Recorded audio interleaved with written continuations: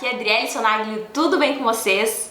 Bom, hoje eu estou aqui para falar sobre 5 diferenças maiores, assim, que eu considero, pensando no espanhol em relação ao português. Talvez dificuldades, coisas que tu tens que ter mais atenção, porque tem algumas coisas que sim, dá para traduzir ao pé da letra, estruturas de frases que são iguais, coisas assim que daí não obrigatoriamente que seja fácil, porque sim, as palavras mudam, a pronúncia muda, aquela coisa toda, né? Mas tem algumas coisas que são bem parecidas ou que dá pra traduzir ao pé da letra e aí tá tudo resolvido praticamente.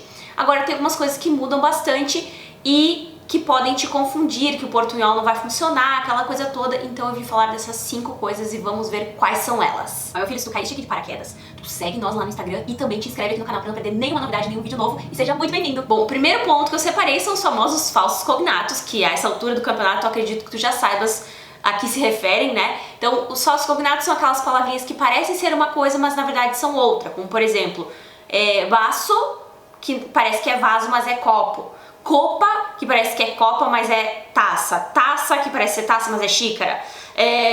E assim tem várias palavras. Eu já tenho vários vídeos aqui no canal, depois dá uma maratonada falando de falsos cognatos. Também lá no nosso Insta Espanhol de Verdade tem vários vídeos e vários posts de falsos cognatos. Então aí tu já aprendes bastante, né? Eu já aproveito também, deixo aqui na descrição do vídeo um link para um e-book gratuito que eu fiz com muito carinho, onde eu relato os 7 principais, né, os 7 maiores erros que os brasileiros cometem ao falar espanhol. Então aí tu já estando precavido destes erros, tu não vais cometê-los, certo? Então baixa esse e-book que vai valer a pena, também vai te ajudar bastante. O segundo ponto que eu separei são os heterotônicos, que são o quê? Palavras que mudam a sílaba tônica de um idioma para o outro.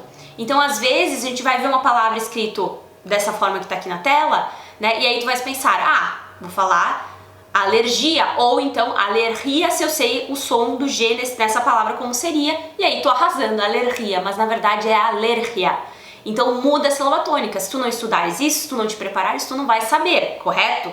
Então tem várias palavras como essas, deixa eu pensar nos outros exemplos. Cérebro se fala cerebro, herói se fala herói. E tem várias, eu não sei se aqui no canal eu já fiz, se eu já fiz eu vou linkando aqui uns cards pra vocês sobre isso, e se não, eu sei que lá no nosso Insta Espanhol de Verdade tem um vídeo sobre alguns heterotônicos também pra te ajudar, então vai lá e dá uma olhadinha. Outra coisa que eu separei, o terceiro ponto, são os heterogenéricos, as palavras heterogêneas, ou seja, que mudam de gênero de um idioma pro outro. Como, por exemplo, nariz. Em português é o nariz, em espanhol é la nariz. O sangue, eu ia fazer o sangue, não. O sangue, em português e em espanhol, la sangre.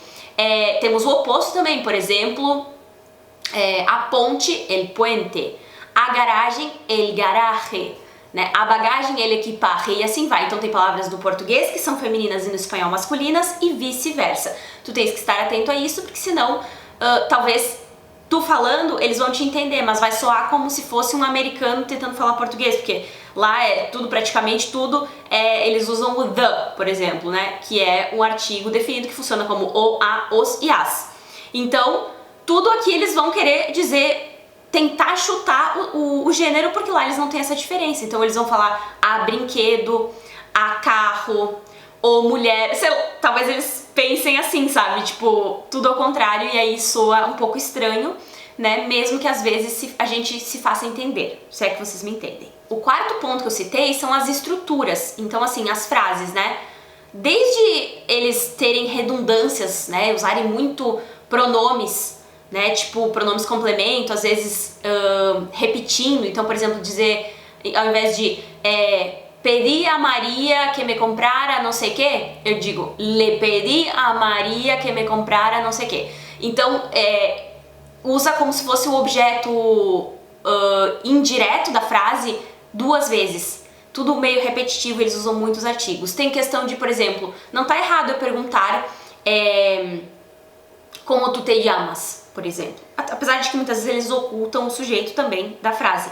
Mas como tu te llamas seria a tradução meio que literal do português para o espanhol, mas muitas vezes eles invertem a ordem, eles falam como te llamas tu, donde trabaja usted, e jogam o pronome fora da ordem que seria o mais comum para nós no português. O mesmo tipo aqueles verbos como gustar, né? Eu não vou dizer yo gusto de bailar, não, a mim me gusta bailar ou me gusta bailar, então são estruturas diferentes. Tu precisas estudar não só tipo palavras para poder traduzir ao pé da letra, mas sim as conjugações, as estruturas, para entender o que é diferente do português para o espanhol, né? Então, às vezes a gente pensa, eu faço um sotaquezinho, tô falando espanhol, boto no meu currículo, falo espanhol intermediário, tô arrasando. E na verdade, tu falas um portunhol muito louco, só muda um pouquinho o sotaque, pega uma ou que outra palavra que conhece, ainda joga errado, tipo assim, é mucho loco, é mucho bueno, na verdade é muy loco, muy bueno, né? Acaba trocando um monte de coisa achando que tá falando espanhol, mas na verdade não tá. E pra tu te comunicares bem, conseguires de fato falar legal, de repente conseguir passar no teste de proficiência, conseguir um emprego no exterior, morar fora, né? É legal que tu te comuniques bem, que não fique aquela enrolação, principalmente quando tu tiveres que falar com alguém que não sabe nada do português, não vai entender o portunhol. Por exemplo, um alemão que aprendeu espanhol. Ele não vai entender essa loucura que tá fazendo na tua cabeça desse portunhol e talvez te entender.